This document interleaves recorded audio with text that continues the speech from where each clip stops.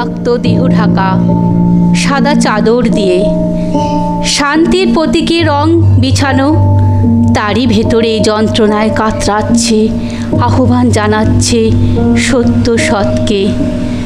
মুখোশ খুলে দিতে বলছে অন্যায়, অসৎ, হিংস্রকৃতদের, যারা অন্যায় আলোর রাজ করছে। আজ এদের জন্য লক্ষ্মী সরস্বতীও মুখে একটি বাণী ব্যক্ত করছে।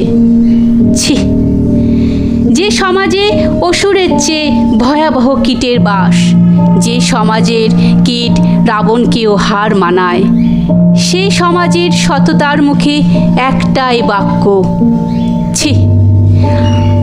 আজ বাবা মা ভয় পাচ্ছে, কি করে তারা আনন্দিত হবে তার সন্তান ডাক্তার কিংবা ইঞ্জিনিয়ার হলে।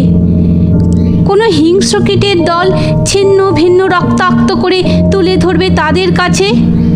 তাই আজ শুধু মেয়েরা নয়, আসুক আমাদের পরিবার, মশালের আলোয় তাপে ছটফট করে মৃত্যু হোক অন্যায়ের। সকলের মুখ দিয়ে বেরোক শুধু ছি নয়, বরং প্রতিবাদের ভাষা।